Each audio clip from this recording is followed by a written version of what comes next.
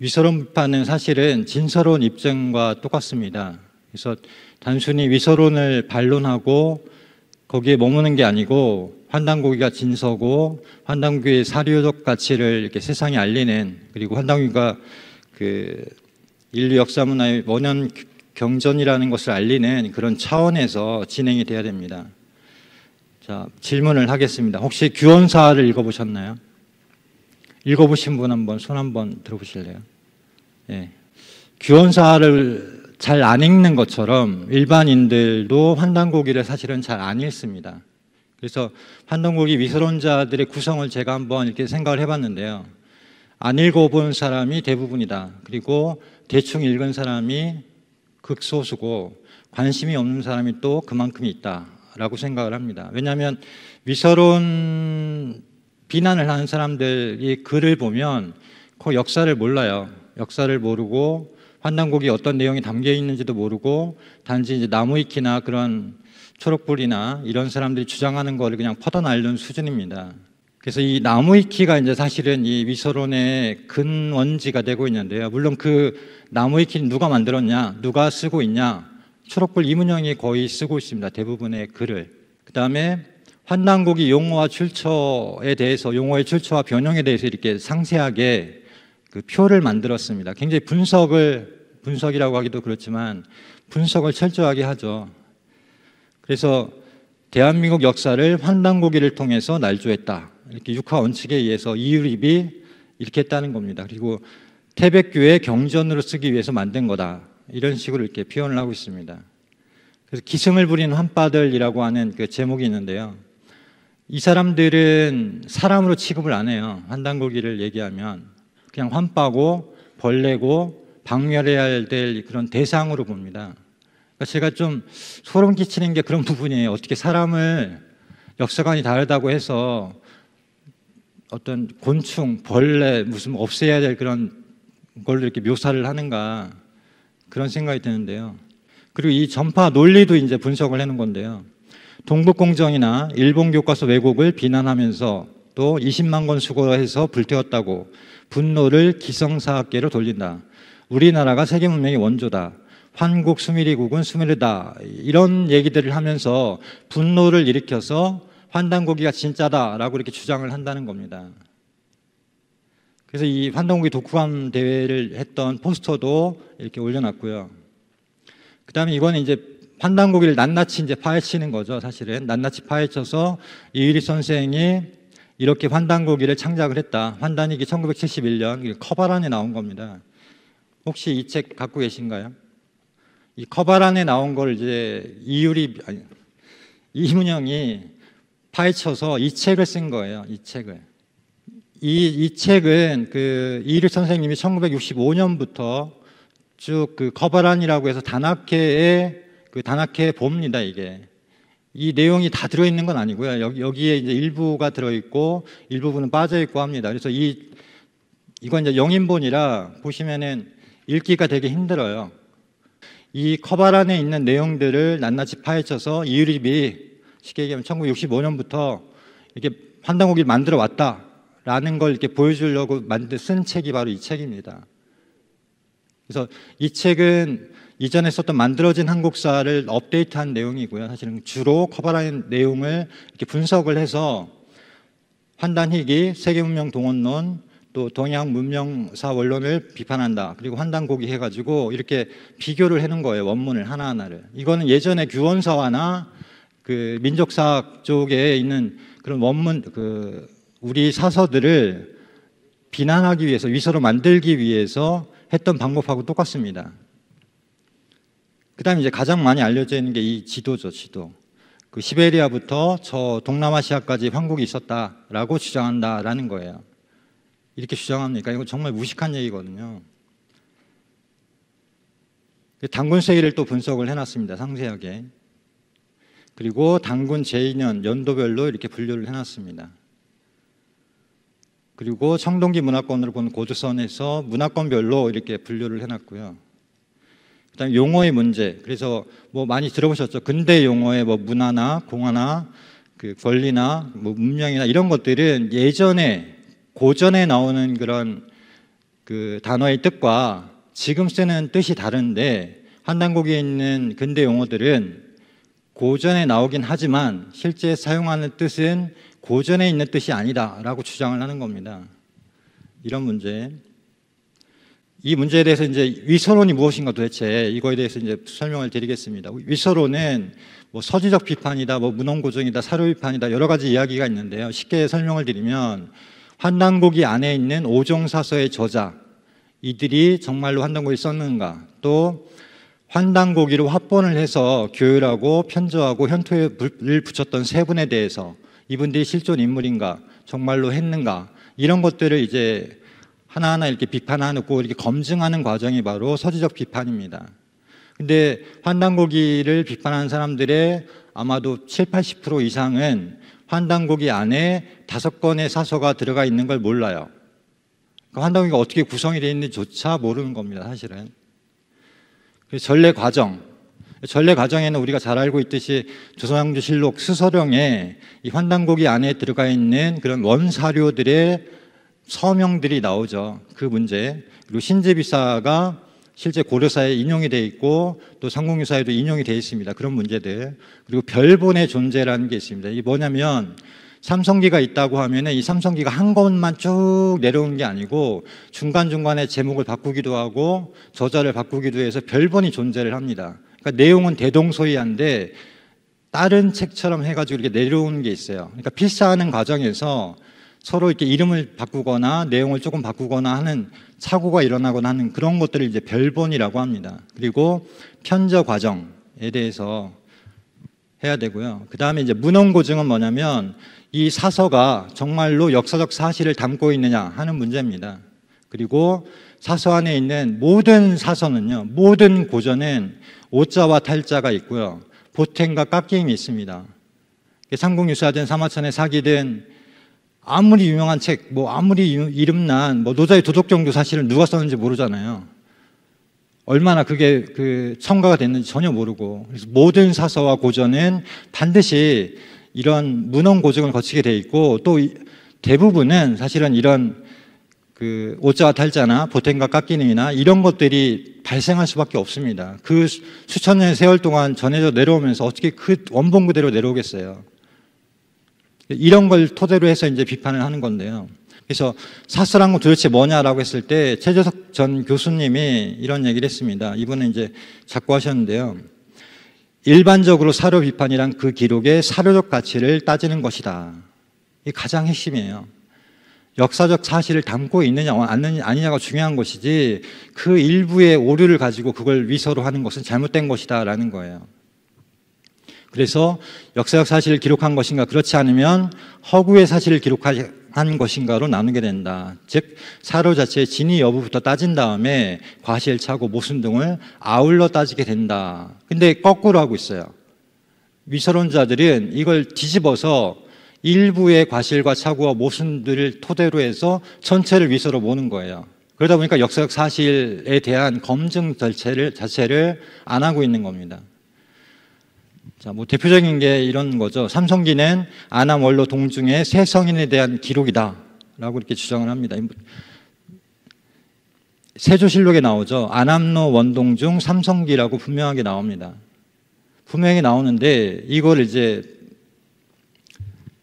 비판하는 게 뭐냐면 신증, 동국, 여지, 승남에는 아남, 원로, 동중 3인으로 나온다. 그럼 이걸 저도 처음에 봤을 때 되게 당황을 했어요. 뭐라? 하면서. 근데 이게 뭐가 잘못된 거냐면 뭐 크게 5가지로 이렇게 볼 수가 있습니다. 첫 번째는 세조실록은 먼저 편찬이 됐습니다. 보시면은 1457년에 나온 거고 신증, 동국, 여지, 승남은 1530년, 약 70년 후에 나온 거예요. 세조실록은 당대의 수서령을 기록한 거고 신증, 동국, 여지, 승남은 세상에 전하는 이야기를 채록한 겁니다. 세상이 전하는 이야기가 뭐냐면 아남, 원로, 동중이라는 세 사람이 수양산성을 쌓은 기록이다. 그 얘기가 전해져 온다. 그걸 이렇게 채록한 거예요. 그럼 국가에서 편찬한, 왕조에서 편찬한 세조실록과 이 세상이 전하는 이야기를 담은 것 중에 어느 게 더 정확한 겁니까? 당대의 것이에요. 세조실록은. 그러니까 당연히 세조실록이 정확한 것이고요. 만약에 세조실록에서 아남 원로 동중 세 성인에 대한 이야기라면 3인 기록이라고 씁니다. 저자가 2명인지 3명인지 불분명할 때는 3명이다라고 하면 3인 기록이라고 쓰는데 여기 아남로 원동중이라고만 썼지 3인 기록이라는 말이 빠져 있어요. 그리고 수양산성을 쌓은 세 성인의 기록이라면 국가에서 수서령을 내려서 불온서적으로 압수할 이유가 없습니다. 그다음 네 번째는 이런 얘기도 있어요. 아남이 중국 유학에서 돌아올 때 2명의 중국 승려를 데리고 왔는데 그 사람이 원로 동중이다. 이런 얘기까지 있어요. 되게 그럴듯합니다. 저 들어보면은 그럴 것 같기도 해. 이런 생각이 들 때도 있는데 이게 소설이에요, 소설. 말 그대로. 왜냐하면 아니 신증 동국 여지 승남만 있다고 쳐도 수양산성을 쌓았는데 중국 승려가 와가지고 수양산성을 쌓습니까? 말이 안 되는 얘기잖아요. 끝으로 만약에 계현 선생이 조선왕조실록을 뺏겨서 쓴 거라면 삼성기를 지금 상하로 나눴잖아요. 그렇게 나눌 이유가 없죠. 그냥 삼성기 하면은 더 정확하고 확실할 텐데. 근데 상하로 나눴단 말이에요. 왜? 둘이 쓴 게 다르니까요. 그러니까 별도의 판본이 이렇게 내려온 겁니다. 필사본이. 그래서 상하로 나눈 거고요. 자, 이거는 보시는 것처럼 만약에 3명이 쓴 거라면 저자가 3명이라면 이렇게 3인 기록이라고 표시를 했다는 겁니다. 자, 이것은 이제 삼성기의 별본인 이암 삼신기라는 게 있습니다. 지금도 있어요. 이게 대베다 민족사에 이렇게 들어가 있고요. 그래서 이 커바란의 2호에 보면은 그 독자와의 문답에서 이일육 선생님이 이런 얘기를 합니다. 왜 질문이 뭐였냐면 2호에 게재된 삼신기는 단학회부에 들어있던 삼신기와 약간 다른데 이유가 뭡니까? 라고 했더니 미안하게 됐습니다 하면서 실은 괴산에 살고 있던 이갑철씨 댁에 갔다가 제례사본, 그러니까 필사를 한 다른 본이 있어서 그게 똑같은 걸로 알고 실었다는 거예요. 근데 약간 틀리더라 이거죠. 단학회부에서 실었던 삼신기와 그 해명을 한 내용입니다. 이게 뭐냐면 아남로의 삼성기의 별본으로 이암 삼신기라는 이름으로 전해지는 게 있었다는 거예요. 환단고기 외에 이런 별본들이 존재를 합니다. 그럼 이일육 선생이 쓴 게 아니죠. 조작한 게 아니고, 그죠? 계속 전해져 내려왔던 거고 이 66년 당시에도 이런 별본을 갖고 있던 사람들이 있던 거예요. 그래서 이 이갑철 씨 후손을 찾았어요. 연락을 해갖고 저희 고향에서 가까운 데 살고 있더라고요. 그래서 이분이 청주에 지금 살고 있어갖고 찾았는데 아직 만나지는 못했는데 그 다음에 당군세기는 기자우선을 부정한 이유립이 연대를 늘려놓았다. 이런 얘기가 있습니다. 이게 너무너무 중요한 내용인데요. 실제로 커바란에 보면 이일육 선생님이 기자우선을 약간은 인정한 듯한, 사실은 인정하지 않습니다. 그 안에도 전혀 반대되는 얘기를 또 써놨기 때문에 인정하지 않지만 인정하는 듯한 그런 뉘앙스가 있긴 있어요. 그래서 이 당군세기는 기자우선을 부정했다. 그래갖고 연대를 일부러 늘려놨다. 이렇게 되어 있는 건데요. 이 얘기는 조금 긴데 좀 간략하게 말씀을 드리면 삼국유사를 보면요. 기자우선이 나오지가 않습니다. 기자가 오니까 당군이 단지 장당경으로 옮겼다. 이것만 나와요. 그래서 당군조선의 영년은 1908세다. 1908년입니다, 이게. 1908년이다. 라고 이렇게 확실하게 나옵니다. 네, 삼국유사는 1908년이고요. 그럼 문제가 생기는 게 뭐냐면 1908년부터 위만조선이라고 하는 위만이 정권을 찬탈할 때까지 231년에 공백기가 생깁니다. 이 시간은 뭐냐 이거죠. 역사가 끊어진 거예요, 완전히. 230년 동안. 뭘까요? 자, 제왕기는 이제 당군조선의 영년을 반으로 줄입니다. 1048년으로 줄여요. 근데 이상한 건 뭐냐면 음무정 8년 을미년에 당군조선이 끝났다라고 얘기를 해요. 그래서 이 해가 도대체 무슨 해인가? 그러고 나서 공백기를 만듭니다. 164년 후에 기자가 왔다는 거예요, 다시. 그래서 기자조선이 다시 열렸다. 이 얘기입니다. 정리하면 당군조선은 당군이 다스린 건 1048년이고 164년의 공백기 후에 기자가 와서 928년 동안 기자조선을 다스렸다라는 거예요. 그럼 도대체 이 1048년째 되는 해가 무슨 해인가? 왜 이승윤은 이 1048년을 기준으로 잘랐는가에 대해서 잠깐만 설명을 드릴 겁니다. 근데 문제는 뭐냐면 제왕후기도 이 조선을 단군과 기자조선으로 나누면서 기자조선이 사실은 역사에 없는 거란 말이에요. 역사에 없는데 중화사대주의 때문에 기자조선을 넣었는데, 기자조선이 만약에 없어지게 되면은 1092년이라고 하는 1000년의 시간이 공백기가 생깁니다. 문제가 생기죠. 이 공백기를 누구도 사실은 얘기를 안 해요. 지금도. 자, 단군 세기는 이렇게 분류를 한 겁니다. 사만이 있었고 1048년 후에 어떤 일이 벌어집니까? 색불로 단군, 그러니까 고등의 손자인 색불로 단군이 쉽게 얘기하면 혁명을 일으켜서 단군의 자리에 오르죠. 그래서 뭘 합니까? 천도를 하죠. 새 나라를 세우면 천도를 하는 겁니다. 새로운 나라를 세우면. 그죠? 어디로 천도를 합니까? 백악산으로 천도를 하죠. 그리고 다시 또 860년이 흐른 다음에 44세 구물단군이 다시 또 혁명을 일으켜서 대부회를 세웁니다. 그리고 나 또 천도를 하죠. 이 사건이 삼국유사에 기록이 되어 있어요. 유일하게. 어떻게? 단군이 평양성에 도읍을 그 나라를 세우고 그 다음에 어디로 간 겁니까? 백악산으로 갔다가 나중에 장단경으로 옮긴다라고만 돼 있어요. 그럼 왜 천도를 하냐에 대해서는 기록하지 않았어요. 왜 기록하지 않았는지를 지금부터 설명을 드릴 겁니다. 단군의 후손이, 자, 이거는 그 유군이라는 사람이 신찬 초등 역사라고 해서 1910년에 쓴 겁니다. 단군의 후손이 백악을 버리고 북부에로 온 김에 나라가, 기자가 유한배 되니 단군의 세를 전함은 사기 역사서에 실 잃어버렸으나 연을 역함은 영년은 1212년이라 이렇게 돼 있어요. 1212년이 뭐냐면 제1왕조라고 우리가 하죠. 사만시대가 바로 영년이 1048년이고, 아까 제왕후기에서 164년에 공백기를 뒀다고 하잖아요. 1048과 164를 더하면 1212년이 됩니다.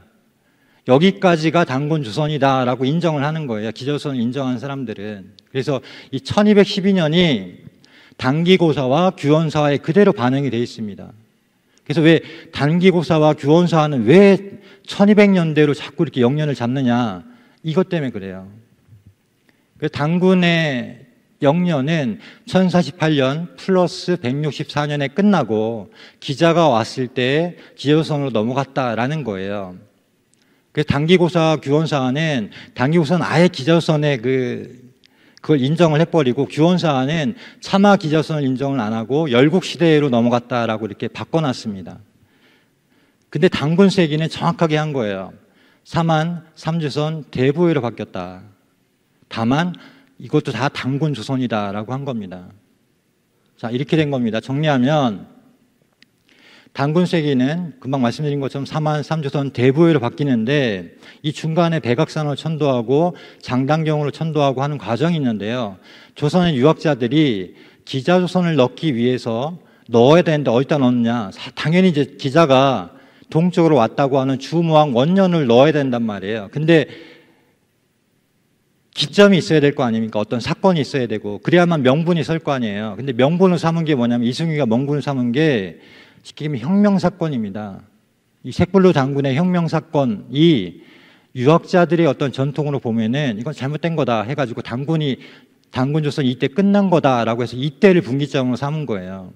이 말은 뭐냐면, 제왕후기를 쓴 이승유는 고유의 사서의 기록들을 봤다는 거예요. 이때 어떤 일이 벌어졌는지를. 이해되십니까? 이 1048년이 되는 해에 색불로 단군의 혁명사건에 관한 기록을 봤기 때문에 이 시점을 기준으로 해서 나눈 거예요.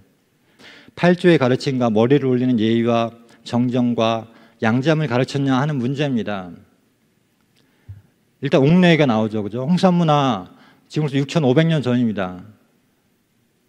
신시 배달 시대 때 이미 누에를 길렀고 양잠을 했어요. 이건 제가 가서 찍은 겁니다, 직접.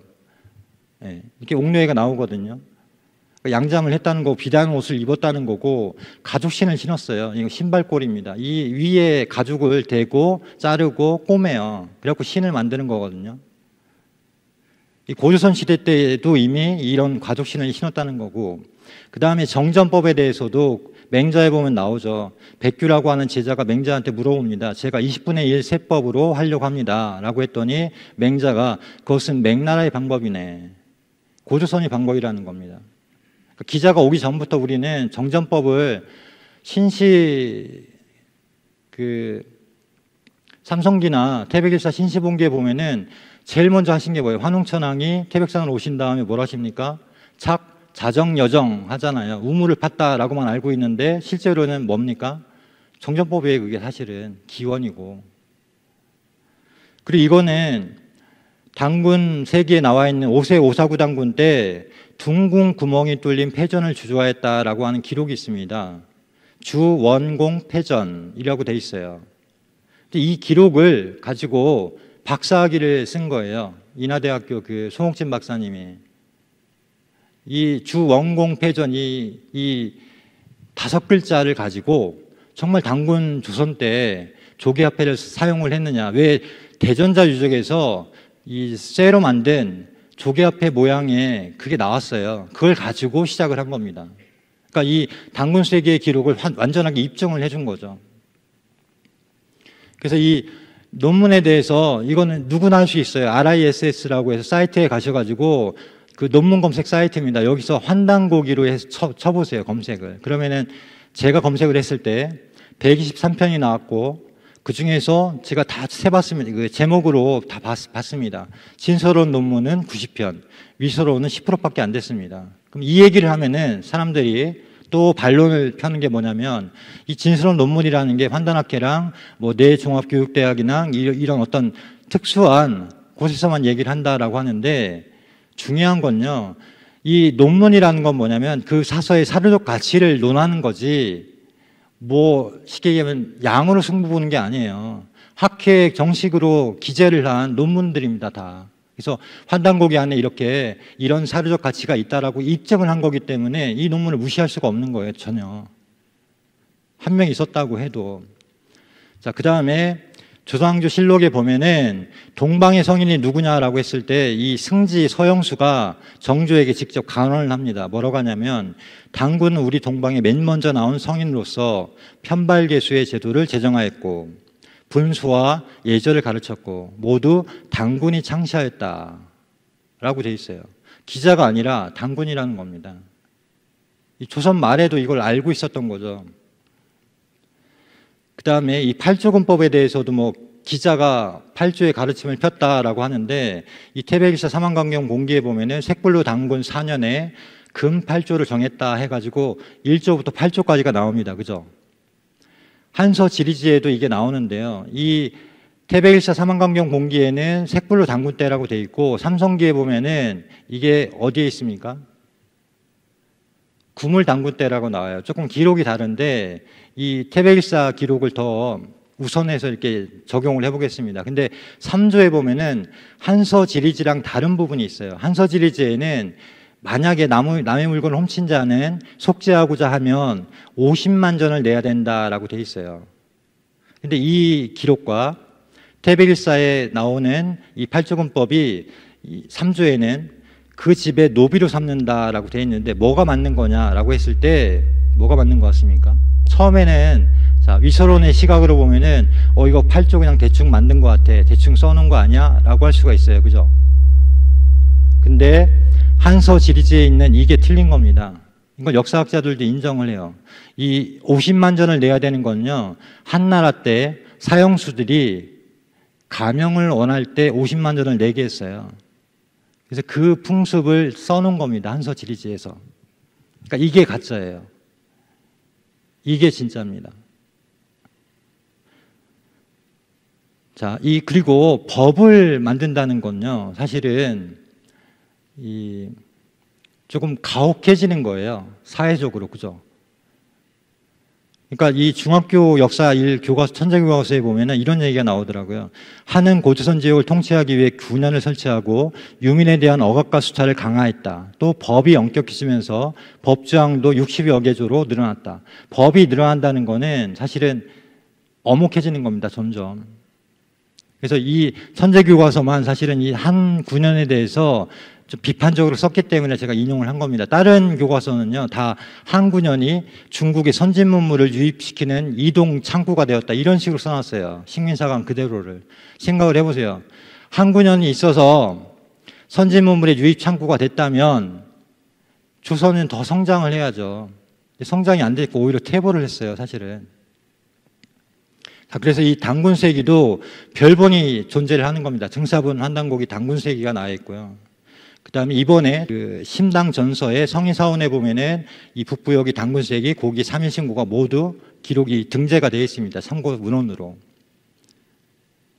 자, 그 다음에 이제 위선론자들의 주장에 북부역이는, 그러니까 범장의 북부역이는 동명과 주몽을 분리했다. 쉽게 하면 이유립이 동명과 주몽을 분리했다라는 건데요. 이게 이제 이문혁의 주장인데, 북부역이 보면은 이 부여사가 이렇게 되어 있습니다. 해모수가 북부여를 건국하고 153년이 흐른 후에 해부르가 이제 동부여로 옮기게 되죠. 왜 옮기냐면 고두막한에게 왕위를 쉽게 하면 빼앗기게 됩니다. 그러면서 이제 고두막한이 졸본부여, 이때는 이제 위만 그리고 한무제의 그 공격을 이렇게 막아내죠. 의병을 일으켜갖고. 그리고 나서 졸본부여가 또 이대를 가다가 주몽이 이제 내려와서 왕위를 물려받게 되죠. 졸본부의 왕위를. 근데 이게 중요한 게 뭐냐면 이 속에 정말 어마어마한 진실들이 숨겨져 있어요. 환단고기에서만 밝히고 있는. 왜 주몽이 그 삼국사기나 그런 데를 보면요, 주몽이 졸본부에 도착한 다음 해에 이 마지막 6세 고모수 장군이 돌아가세요. 부흥하신단 말이에요. 저는 그게 되게 이상했어요. 아니 왜 하필 돌아가시기 직전에 이렇게 주몽이 왔을까? 그리고 또 재밌는 게 유리왕이 올 때도 보면 그 동부에 있다가 오잖아요. 주몽이 부르니까. 그래서 유리왕이 오는 해에 또 주몽이 돌아가세요. 이게 뭔가 있구나, 보이지 않는 그런 생각이 많이 드는데, 왜 주몽에게 고모수 장군이 그 왕위를 넘겼냐면, 물론 사익이기 때문에 넘긴 것도 있지만 다른 이유가 있다. 그 주몽의 혈연적 관계를 밝혀주는 유일한 사서가 바로 환단곡이고 북부역이죠. 그래서 이 과정을 아셔야 되는데요. 북부역이는 세 분을 일단은 정확하게 아셔야 됩니다. 북부역을 세운 분은 천재 해모수고, 졸본부역을 세운 분은 동명국의 고두막한이고, 고구려를 세운 분은 동명성제로 일컬어지는 고주몽이다. 근데 왜 고주몽은 광개토대왕비에 보면은 그 송화강을 건널 때 아시 천재이자 나는 천재의 아들이라 라고 했을까? 그게 의문이었어요. 누구의 혈통이기 때문에 그렇습니까? 해모수의 혈통이기 때문에 그래요. 해모수의 4대 손이잖아요. 그래서 고모수 장군이 제의를 넘겨주는 겁니다, 사실은. 근데 또 상식적으로 생각해 보면 해못은 성이 해씨 같은데 주몽은 왜 고씨냐, 이런 게 있잖아요. 삼국 그 유사에 보면은 이 고주몽은 원래 해씨였다고 해요. 해씨였는데 고씨로 바꿨다는 기록이 있습니다. 그러니까 이렇게 하나하나 검증을 해나가야 됩니다. 그래서 북부여가 왜 사라졌냐면 이 삼국사의 기록 때문에 그렇습니다. 삼국사에 보면은 고기에 나온다 하면서 노란색으로 제가 쳐놨죠. 전한세의 선제 신작 3년에 이렇게 나오는데, 이 노란색은요, 이 누군가 가피를 한 겁니다. 이거 없어요.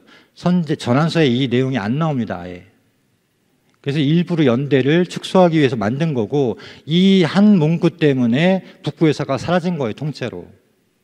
그래서 최근에는 송호정 교수마저 부여는, 여기서 부여는 북부여입니다. 기원전 3세기, 그러니까 232년이라고 우리가 하잖아요. 3세기 후반경에는 이미 국가로 성립되었다. 송호정이 지금 부여사를 계속 연구하고 있죠. 자, 김현정 같은 경우에는 1991년에 나온 논문입니다. 동명과 주몽은 동일인이 아니다. 각기 부여와 고구려 시조신화의 주인공이다. 그래서 고구려가, 주몽이 쉽게 얘기하면 동명신화를 본따서 주몽신화를 만든 거다라고 얘기를 해요. 이게 정설입니다, 지금은. 그래서 동명과 주몽을 분리를 했는데 동명이 누구냐는 답을 못하고 있어요. 해모수가 누군지는 삼국사에 있기 때문에 이 해모수가 북부여를 세웠구나라는 건 알아요. 근데 동명이 누구냐는 몰라요. 유일하게 알 수 있는 게 바로 북부역이죠. 그래서 이 천남선 묘지명에 보면은 정확하게 나옵니다. 동명계국입니다. 오른쪽에 있는 게 옛날 국자의 고어입니다. 그래서 동명이 나라를 열었고 주몽계도, 주몽이 도읍을 열었다. 이렇게 분명하게 나오잖아요. 다르다는 거예요. 그 다음에 태백일사는 조선을 멸시해서 기록하지 않았다라고 주장을 하는데요. 이거는 이문영이 주장을 하는 건데 참 어처구니가 없는 게, 조선 초기에 이맥이 태백일사를 졌는데 어떻게 조선시대를 정리해서 조선사를 씁니까? 말이 안 되잖아요. 고려사를 쓰려면 조선 초에 고려사를 쓰는 거고, 삼국사를 쓰려면 고려 초에 또 삼국사를 쓰는 겁니다. 전 왕조의 시대의 역사를 정리해서 쓰는 게 바로 역사예요, 역사. 근데 이 말도 안 되는 얘기를 주장을 해요. 왜 그런가? 이문형의 머릿속에는 이건 위일이 1970년대 쓴 책이야 라는 게 너무 강렬하게 박혀 있어가지고 자꾸 이일이 쓴 것처럼 이렇게 묘사를 하는 거예요. 자, 이거는 뭐냐면 같은 태백일사인데 서로 기수라는 게 달라요. 예를 들면 기후가 70세, 그 번조선의 70세 이제 당군이죠. 부당군이 되죠. 기후가 번조선의 왕이 되는 과정을 마한세가와 번한세가가 서로 다르게 설명을 합니다. 마한세가는 번조선하고 사이가 안 좋았어요, 당시에. 그러니까 뭐라고 하냐면 수유사랑 기후가, 이 수유는 사실은 부여의 다른 말입니다. 기후가 군사를 이끌고 들어가 자칭 번조선 왕이라고 했다. 쉽게 얘기하면 군사를 일으켜서 자기가 자칭했다는 거예요, 왕이라고. 근데 번한세가는 기후의 입장으로 씁니다. 기후도 명을 받들어 왕후를 썼다. 이렇게 달라요. 이게 한 사람이 쓴 거겠습니까? 한 사람이 쓴 거면 천재죠, 사실은. 그래서 또 이런 얘기도 있습니다. 태백일사 신시봉기는 빈곤한 상상력이 되풀이된다 해가지고, 원래 여기도 이 산동 지역이나 중원도 다 우리 땅이었는데 뭐 자꾸만 이 시우천왕이 정벌을 한다, 이게 말이 되느냐 이런 얘기를 하는데, 이게 이제 뭐 예전에 환단학기에서 제가 말씀을 드렸지만은 태백일사 신시봉기에 보면은 갈고 한웅 때 공상의 동쪽이 우리나라 땅으로 기속되었다, 이거를 이해를 못해요, 역사학자들은.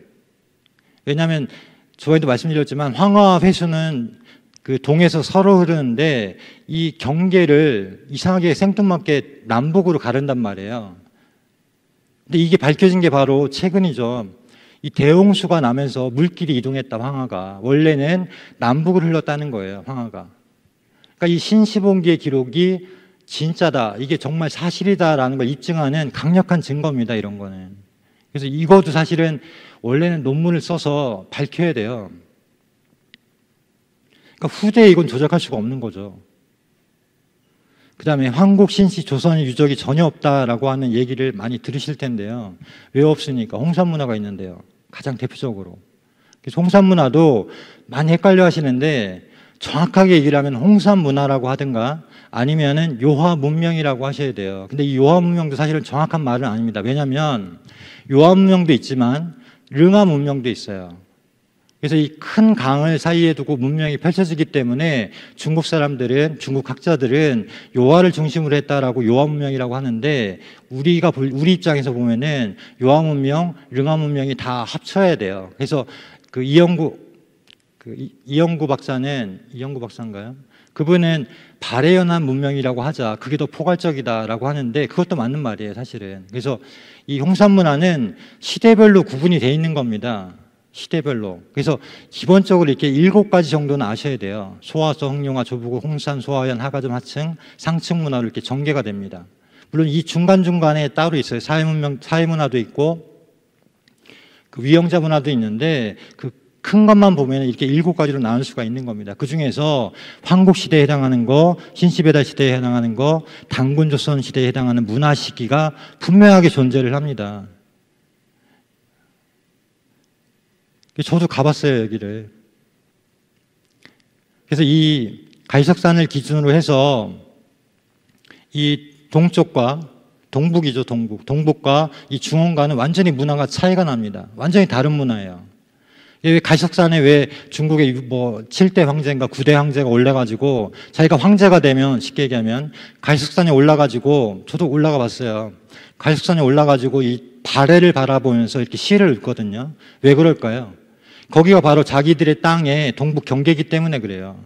그 넘어가 이제 만리장성이고, 만리장성 넘어가 바로 쉽게 얘기하면 우리 동이 한민족의 영역이기 때문에 그쪽을 바라보면서 이렇게 계속 어떻게 보면은 얘기를 한 거죠. 그래서 이건 답사를 갔을 때 다 눈으로 보고 직접 발로 밟으면서 이렇게 봤던 겁니다, 사실은. 그래서 홍산문화를 얘기하실 때도 이 삼국유사에 나오는 고조선조에 있는 내용입니다. 그래서 이 삼국유사 고조선조와 홍산문화 우화랑에서 나오는 문화와 똑같아요.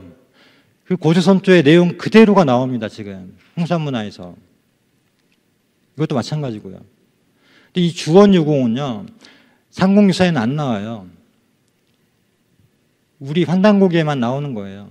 이 입을 벌리고 수행하는 모습을요, 저도 요령박물관에 오왕기 박물관에 갔을 때 시조 시인이 있더라고요. 좀 나이가 있으시. 그래갖고 그분한테 입을 벌리는 게요, 노래하는 게 아니고 주문을 읽는 거예요. 수행을 하는 거예요. 라고 했더니 되게 감동을 받더라고요.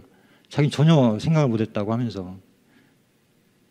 자, 이 참고 목록에도, 문헌에도 마찬가지로 태백유사, 태백신사, 태백진원 등의 이런 분명한 그런 내용들이 나옵니다. 그래서 태백유사와 태백신사와 태백일사는 같은 말이에요, 사실은. 그 다음에 이제 치우천왕은 탐욕스러운 괴물이다라고 하는 주장이 있는데요. 오늘 뉴스에도 나왔습니다. 그래서 어떤 중국 여행가가 이 치우는 쉽게 얘기하면은 배타적 민족주의나 편협한 애국주의로 만든 역사병이다, 이렇게 얘기를 하는데요. 이 근거가 뭐냐면 김인희라는 사람이 쓴 치우 오래된 역사병이라고 하는, 이 사람이 박사입니다. 이 사람이 쓴 책 때문에 그래요. 이 치우에 대해서는 이걸 저쪽에서 들고 나오는 게 이 책이거든요.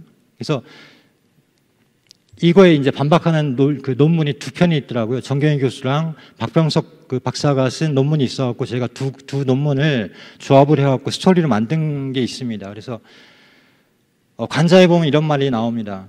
황제가 치우를 얻어서 천도를 명확히 했다. 치우는 천도의 발과 시간을 관장했다. 치우는 천부의 신이다. 라고 분명하게 나오거든요. 옛날에 고대에 천문을 관측하고 이 천도를 관장한다는 것은, 시간을 관장한다는 것은 천왕이라는 거예요. 쉽게 얘기하면. 세종대왕이 왜 그렇게 천문을 밝히려고 했습니까? 그 다음에 헌원은 스스로를 계속 운사라고 해요. 운사. 그래서 박병석 박사의 논문을 보면은 헌원의 운사 관직이 환웅의 세 신하 중에 하나, 그러니까 풍백우사, 운사 중에 운사인 걸 모르고 운사 관직을 신격으로 오독을 해서 웅룡과 여발, 한발이라고 하는 두 신하를 이렇게 부린 것처럼 잘못 묘사를 했다는 거예요. 그러니까 환웅은 천왕이 아닙니다, 절대. 풍백우사, 운사 중에 운사로 나중에 추정이 된 거예요. 근데 사마천이 운사로도 이제 부족하니까 나중에 황제로 이렇게 올려버립니다. 근데 제가 이렇게 미스테리했던 게 뭐냐면, 하필 올리려면 천황이라고 하지 왜 오제의 하나인 황제로만 올렸을까라고 생각을 해보니까, 감히 사망, 그러니까 동방의 신시의 배달의 그런 천황들, 그걸 쓸 수가 없어서 그냥 오제의 하나로 올린 거다라고 생각이 들더라고요, 어느 순간. 그 다음에 도철문에 대해서 잠깐만 설명을 드리면, 도철하면 우리가 왜 도깨비다, 탐욕스러운 괴물이다 해가 이렇게 표현을 하는데요. 이 도철의 유래에 대해서 정확하게 나오는 게 뭐냐면, 도철은 진훈 씨의 모자란 자식이다. 진훈은 황제 때의 벼슬이다 해가지고 파보니까 황제의 자식으로 묘사가 됩니다. 그래갖고 탐욕스러운 괴물의 유래가 치우가 아니었고요. 이 도철이라는 인물인데, 이 도철과 치우를 나중에 합쳐버려요. 같은 인물로 바꿔버리기 때문에 치유가 이렇게 탐욕스러운 괴물로 이렇게 묘사가 됩니다. 그 시작은 누구냐면 공자에서부터 시작을 해요, 사실은. 그래서 황제 사경에 보면 이런 내용이 나옵니다. 치유의 살가죽을 벗겨 관역을 만들어 사람들에게 화를 쏘도록 하고 많이 맞추는 자에게 상을 주었다. 머리카락을 잘라 하늘에 달았는데 이것을 치우기라고 하였다. 얼마나 능욕을 합니까, 치유천왕을. 많이 맞추면 상을 준다고 합니다. 그러니까 머리를 매달고 다니는 거다, 이거예요. 잘못된 겁니다, 이건 100%. 그러니까 중국 사람들이 얼마나 이 동방에 대한, 신시에 대한 어떤 두려움이 있었으면은 이렇게 만들었겠어요, 완전히. 그 다음에 이런 얘기가 있어요. 해악 이기는 환단고기와 관련이 없다. 그래서 고성희 씨가 이 세 개를 보면은 파가 다르다. 이기와 이상용과 이유립이 다 파가 다르다 이거예요. 파가 다른데 어떻게 이기 같은 경우에는 둔제공파고 이맥은 사항공파인데 어떻게 이맥의 태백일사를 둔제공파인 파가 다른 이기가 갖고 있느냐 이렇게 돼 있어요. 이거 보시면은 정말이네 이렇게 생각을 하실 거예요. 그죠? 넘어갑니다. 이런 얘기를 들으면 상식으로 생각해도 그렇잖아요. 파가 다른데 어떻게 그 책을 가문에 비장을 했냐 이거예요. 자, 이건 설명을 드리면 태백일사 고려봉기에 보면은 행촌 선생이 3종 사서가 있습니다. 당군세계 태백진은 농상집요가 있는데요. 이 당군세계 태백진을 쓰게 된 배경이 뭐냐면 천보산에서 유람을 하다가 퇴소함에 묵었는데 소정거사라는 분에게 비장 사서를 이렇게 전수받게 됩니다. 그죠? 예. 자, 이건 뭐냐면 해학 이기 선생이 남긴 그 유고가 있었어요. 지금은 해학 유서만 전해진다라고 해서 해학 유서에는 이런 내용이 전혀 없는 거예요. 근데 이유립 선생은 그 태백 속경이 있고, 그러니까 태백 진운의 다른 버전인 태백 속경이 있고, 그걸 이암 선생이 썼고, 이기 선생이 계현 선생이 전해줬고, 그걸 자기가 봤다는 거예요. 그래서 태백신이라는 책을 썼어요. 그리고 정교, 증주, 태백진경이라고 해가지고 따로 또 책을 냈습니다. 근데 이게 믿기지가 않는 거예요. 아까 그 내용에 보면. 그죠? 근데 최근에 해학이기의 사상과 문학이라고 해갖고 박정혁 씨가 예전에 90년대에 논문을 쓴 거에 보면은 이 해학유고라고 하는 이미 사라졌다고 하는 이걸 찾아냈어요. 후손을 통해서. 찾아내서 그 원본을 보니까 거기에 분명하게 이렇게 써 있는 거예요. 중주, 진교, 태백경 해서 누가 썼느냐? 태소 씨가 썼다. 태소 씨는 누구냐면 행촌 이암 선생의 호입니다. 호. 행촌 선생이 썼고 효산자, 이게 누구냐면 해학 이기 선생의 호입니다. 그래서 이기 선생이 주석을 달았다는 거예요. 그러니까 이기 선생이, 계현 선생이 이기 선생이 갖고 있던 태백일사를 봤다는 게 사실로 드러난 거예요. 사실은 이게. 행촌 이암 선생이 실제로 당군세기와 태백진운과 이걸 썼다는 걸 또 사실로 들어간 거고요, 사실은. 근대 용어와 지명을 사용했다라고 하는 문제는 환단고기 해제에 자세하게 나와 있습니다. 그죠? 고전에 나와 있는 그 용례들을 이렇게 써놨습니다. 자, 이 배경을 조금 아셔야 되는 게 뭐냐면, 이 예전에 중국 사람들이 인도의 불경을 한자로 번역할 때 어떻게 했냐면, 고전에 나오는 용어를 빌려다가 번역을 했습니다. 그러니까 번역을 할 때요, 없는 단어를 새로 만드는 게 아니고요, 이미 쓰고 있던 단어 중에서 고전에 있는 것들을 갖다가 쓰는 거예요. 일본이 근대화 시기에 영어를 번역하잖아요. 컬처, 월드 이런 걸 번역을 할 때 문화, 세계라는 말이 없던 말을 새로 만든 게 아니에요. 고전에 있던 걸 그대로 쓴 겁니다. 이게 뜻이 비슷하다 해가지고. 그 다음에 또 질문이 뭐였냐면, 아니 고대에는 예를 들면 고조선 시대의 그 역사서인 신지비사 같은 경우에는 당시의 문자로 썼을 거다. 우린 신지 문자가 있었잖아요. 근데 그걸 어떻게 지금까지 전해지고 있냐라고 의아해 하시는데, 그 과정은 이렇게 보셔야 돼요. 각골문이 먼저 나왔고, 중국 같은 경우에 그 다음에 근문이 나오게 됩니다. 그리고 소전이 나오고 예서가 나오고 해서가 돼요. 우리가 보고 있는 고전은 대부분 해서체입니다. 그럼 이전에는 그 당시에 당대의 문자를 썼을 건데, 그 문자를 쓸 때는요, 새로운 문자를 쓸 때는 그 이전에 문자를 알고 있었기 때문에 번역하는 과정을 거쳐요. 번역하면서 뜻이 왜곡되거나 오자가 나거나 탈루가 나거나 바뀌거나 또 사가의 그 편찬자가 임의를 이렇게 조작하거나 이런 부분이 생길 수밖에 없는 거예요. 수천을 내려오기 때문에. 삼성기도 원문 그대로냐라고 했을 때 누구도 장담을 못하는 겁니다, 사실은. 물론 대동소이하겠지만. 그 삼국유사에 보면은 이런 얘기가 나옵니다. 신지비사의 서문에 이련이 본 거예요. 신지비사를 실제로 보고 서문을 봤더니 소문 대영웅이 서문가을로 주석하다라고 돼 있다. 이게 무슨 뜻인지 아세요? 고구려 때의 관직명입니다. 소문은 연개소문이라고 하잖아요, 그죠? 고구려 때의 관직명인데, 고구려 때 고조선 역사서인 신지비서를 보고 번역을 하는 과정에서 주석을 달았다는 거예요. 대영웅이. 이해되세요? 그러니까 번역을 계속 해나가는 겁니다, 이게. 그래서 현존하는 거예요, 그런 사서가. 그래서 최재석 교수는 이런 얘기를 합니다. 부분적 착오나 모순은 고대사를 기록한 모든 역사서가 공통적으로 갖고 있는 문제다. 문제는 어떤 역사에 일부 과실이나 모순된 기사가 존재한다고 해서 그것이 그 역사서 전체를 조작된 것으로 볼 수 있는 것은 아니라는 점이다 라는 겁니다. 그 다음에 이제 또 대표적인 게 환단고기가 아니면 환단고기를 부정하면 식민사학이냐 이렇게 공격하잖아요. 그 논리입니다. 책에 보면은 결론이 이겁니다. 총론에서는 식민사관을 비판하면서 강론으로는 추종하는 이중적인 태도를 보인다. 이게 정확해요. 총론은 비판합니다. 다 모든 역사학자들이. 근데 실제 들어가 보면은 다 그걸 따릅니다. 예를 들면은 이기백, 김철준, 이기동은 다 식민사학을 비판을 했어요. 근데 실제 보면은 이만희 씨의 연구는 근대적, 학문적 비판이다. 선구적 개척을 한 학자다. 근대적 역사 방법을 체득한 역사가들이다. 이런 식으로 얘기를 해요. 논문에, 책에. 그러니까 결국 나는 그들의 설을 따른다. 마찬가지입니다. 이용재, 김철준, 신영식 등도 이 스에마스 야치카스가 누구냐면 임나 일본부서를 해방 후에 부활시켜야 된다고 주장한 사람이에요. 사실은. 스에마스 야치카스의 논절을 토대로 구명돼야 된다. 스에마스 야치카스 박사의 어쩌고저쩌고 근대적 역사 연구법을 체득한 이렇게 돼 있어요. 이게 바로 한국 사학계를 이끌었던 큰 스승들이 한 말입니다. 그러니까 식민사학자들이 워낙 근대적이고 체계적이고 날카롭고 예리하기 때문에 그 사람들의 연구 방법을 계승해야 된다는 거예요. 이 대표적인 게 이런 겁니다. 우리 왜 예전에 교과서 보면 지금도 이렇게 나오죠. 강력한 왕이 등장하는데 그러려면 왕이 세습을 해야 된다는 거예요. 신라도 마찬가지죠. 그죠? 내무랑 때부터 고대 국가의 체계를 완성했다라고 하면서 뭐라고 하냐면 김씨의 세습이 이루어졌다. 이때부터.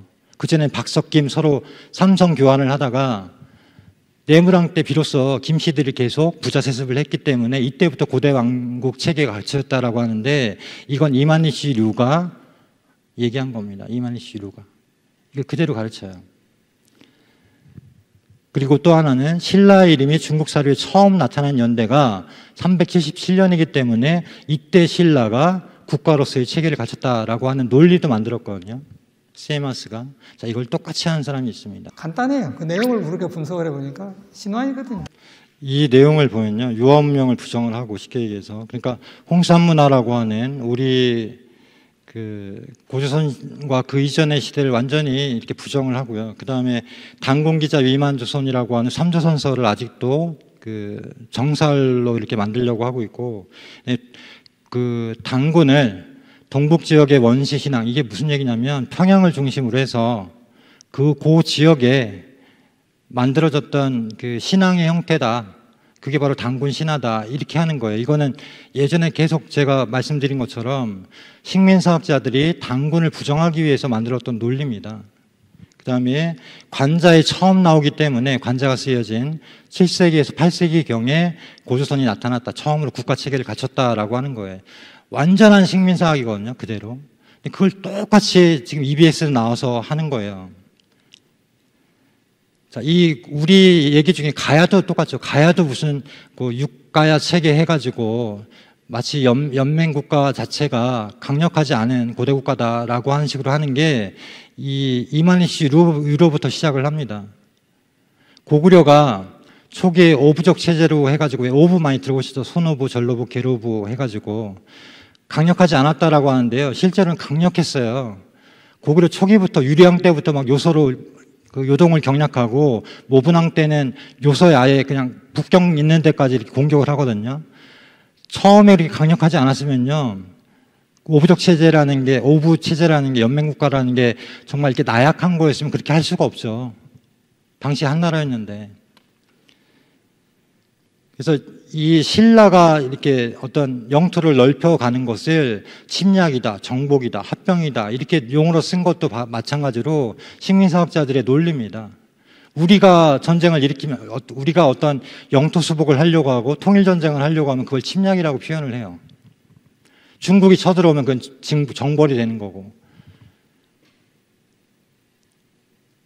그래서 최혜숙 교수는 이런 얘기를 합니다. 지금도 대한민국 역사관은 조선 총독부가 관장하고 있다. 그래서 석기시대에 무슨 황궁이냐. 상궁서에 나오는 내용입니다. 환인께서 하시의 삼위 태백이다라고 하셨어요. 이 삼위산과 태백산의 경계를 보십시오. 이 스케일을. 당시부터 이미 환국이라는 존재 자체가 얼마나 큰 어떤 그 세계관을 갖고 있었는가를 알 수가 있는 거예요. 자, 이거는 5만 년 전 유적에서 나온 겁니다. 데니스바라고 하는 동굴 유적에서 유물이 나오는데 예전에 그 홍룡아의 옷기랑 거의 비슷하죠. 근데 이게 타조알로 만든 겁니다. 굉장히 작아요.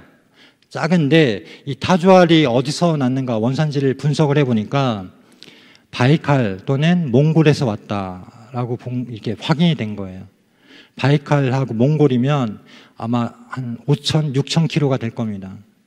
그 먼 거리를 5만 년 전에 교역을 했다는 거예요. 상식을 뛰어넘죠. 자, 이거는 이제 남북 오만리, 동서 이만리에 대해서 진서 사회전을 보면은 이 내용들이 나오기 때문에 이건 마행일로 봐야 된다라고 제가 이렇게 주장을 하고 있는데, 저도 나중에 찾아보니까 이일유 선생님도 이런 내용을 썼더라고요. 오만리, 이만리에 대해서 이걸로 봐야 된다라고 했더라고요. 자, 그 다음에 이거는 한국의 존재에 대해서 유럽에서는 오히려 인정을 해요. 그래서 그 러시아 스텝 지역에서 이 쿠르간 무리가 새로운 언어 형태를 가지고 유럽으로 들어왔다는 겁니다. 자, 이거는 웨치라고 해서 스위스 쪽의 알프스 산맥에서 발견된 냉동 인간이에요. 이 사람이 갖고 있는 게 이 도끼입니다. 쇠로 만든. 이 도끼를 갖고 있는데 이게 언제 거냐? 6,000년 전이에요. 우리 신시대 때. 근데 보니까 유럽에서 연구를 해보니까 여기 위에서 헬리코박터균이 발견이 됐는데 이 균이 어디서 온 건가 봤더니 순수 아시아 인종에게서만 나오는 균이에요. 그러니까 이 사람들이 뭐라고 하냐면 아마도 8,000년 전부터 중동에서 유럽까지 이렇게 불었던 농업혁명은 이 아시아인들이 갖고 온 건데 그 첫 번째 농부가 이들이었지 않나 이렇게 추측을 하고 있습니다. 그러니까 유럽으로 신석기 혁명, 아니 그 농업혁명을 갖고 온 사람들이 아시아로부터 왔다. 중앙아시아죠, 사실은. 일단 이게 핵심인데요. 수메르인들이 어디서 왔는가? 이들이 이제 기원전 3,500년경에 나타났는데 어디서 왔는가 봤는데 중앙아시아의 고원지대였을 것이다 라고 해요. 우리 왜 천산이 어디냐라고 했을 때 파미르 고원 또는 바이칼 쪽이라고 하잖아요. 그죠? 근데 파미르 고원 쪽이 바로 중앙아시아의 고원지대입니다. 거기서 왔다고 보는 거예요. 유럽 학자들은. 고대 로마의 건국도요, 이 우리 신시 개천하고 거의 비슷합니다. 환웅천왕이 3,000명의 무리를 이끌고 온 것처럼 로물로스도 3,000명의 무리를 이끌고 왔고, 근데 또 7 언덕에 그 수도를 세워요. 그러니까 삼신칠성 문화가 그대로 있거든요. 그리고 환웅천왕이 신단수를 중심으로 세운 것처럼 로물로스도 로마의 중심에 나무를 세우고 상징으로 삼습니다. 수메르인들도요, 그 도시국가를 건설을 할 때 도시의 중앙에 제단을 쌓습니다. 거긴 평야잖아요. 그러니까 제단을 쌓는 거예요. 산처럼. 그걸 중심으로 해서 문명을 세웠어요. 개벽클리 태페도 마찬가지예요. 태페라고 하는 우리말로 태백이죠, 사실은. 그 조그만 언덕 위에다가 신전을 짓고 거기를 중심으로 해서 문명을 이뤘어요. 그래서 김부식은 삼국사기에서 자신이 이해할 수 없는 부분이 있어도 그대로 서술을 했다. 이 환단고기도 똑같습니다. 우리 시각으로 보면은, 지금의 시각으로 보면 이해할 수 없는 부분들이 나와요. 어쩔 수 없이. 근데 그거는 계현 선생이든 그 전에 누구든 그렇게 사료가 내려오니까 이해는 안 되지만 그대로 쓴 거예요. 그러니까 이류 선생님도 이 부분에 대해서 계속 나름의 근거를 찾은 겁니다, 사실은. 자, 환단고기에 따르면 우리는 한반도 남부로 찌그러져 있는 축소지향의 역사를 가졌다라고 하는데요. 맞는 것 같죠, 그죠? 축소지향적으로 본 거는요, 식민사학자들이고 그 전엔 사대주의 사관들이었습니다. 고려 때까지만 해도 땅덩어리 하나를 뺏기지 않으려고 전쟁을 벌였어요. 조선시대로 들어서면 완전한 사대주의가 돼가지고 웬만하면 안 싸우려고 합니다, 쉽게 얘기해서. 처음부터 그랬고. 그러니까 계속 땅을 뺏겨요, 계속. 역사도 뺏기고 땅도 뺏기고. 그러고 나서도 위안을 삼습니다. 우린 소중하야. 그게 바로 정신승리라는 거예요. 진정한. 위안을 삼는 게. 환단고기가 정신승리가 아니고요. 그런 사대주의 사학자들이나 식민 사학자들이 그런 명분을 갖는 게 바로 정신승리예요. 진정한 열등감이고. 그래서 이 도올 김용옥이 이런 얘기를 하죠. 거꾸로 봐라 지도를. 우린 오히려 뻗어나간 거다. 거꾸로 보면 북방에서 이 남방으로, 해양으로, 대륙으로. 근데 저도 이 의견이 참 좋다고 생각을 하고요. 그다음에 식민사학을 극복했다는 북한도 위서라고 한다라고 하는데 어떤 사람이 이런 주장을 하면서 증거 논문이다 했는데 제가 보니까 거꾸로 돼 있어요. 북한에서는 단군 세기를 살로로 이용한다. 이렇게 나오더라고요. 그래서 자살골이다 이건. 자, 이유립은 커발 안에 있는 원고를 조금씩 수정해서 만들었다라고 하는데 커발안 7호에 보면은 단군 세기의 내용이 나옵니다. 예. 단군 세기의 내용이 나오는데 이걸 누가 썼냐면 이석영이라고 해서 사주첩경을 쓴 유명한 사람입니다. 당시에 3대 명리학자로 불리는 사람이에요. 이 사람이 쓴 거예요. 이 얘기는 뭐냐면 이유립 선생은 양정현 선생이 증언을 했죠. 10여 명이 모여서 같이 환단고기를 배웠다. 60년대부터. 이유립 선생은 이미 환단고기를 갖고 있었고 그 내용들을 조금씩 가르쳐줬어요. 그러면 그 일부를 커발안에 쓴 겁니다. 쓰는 과정에서 일부 잘못 쓴 것도 있어요. 확인을 해보면. 그렇지만 이미 배웠습니다. 당시에 많은 사람들이 알고 있었고 환단고기 원본을 봤어요. 근데 60년대부터 쓰기 시작해서 70년대에 완성했다는 건 거짓말입니다. 다. 그 상황을 모르는 사람들이 서울도 안 가본 사람들이 마치 가본 것처럼 얘기를 하니까 자꾸 속아가 넘어가는 거예요. 증언이 있죠. 이렇게. 고등학교 1학년 때죠. 그때 선생님 처음 만나뵀습니다. 한화 선생 사모님과 신명희 여사님과 제 어머니는 그 목축시장에 가서 장사를 하시던 분이라 잘 알고 계셨습니다. 그래가지고 한 번은 선생님께서 저를 만나보고 싶다고 청해가지고 제가 선생님을 만나뵀습니다. 선생님 댁은 목축시장에 있는 1, 2층 격산 가옥이었는데 지금도 그 집이 남아 있습니다. 현재도. 그 집의 1층은 3평 정도 되는데 2층은 선생님이 서재를 쓰고 그 서재 이름이 하남당이었습니다. 1층에서 선생님이 앞에 앉으시고 처음에는 저 혼자 공부하다가 나중에는 이제 제가 선생님 말씀 배우는 게 아주 유익하고 좋아서 주위 친구들을 모아가지고 11명이 같이 공부하게 됐습니다.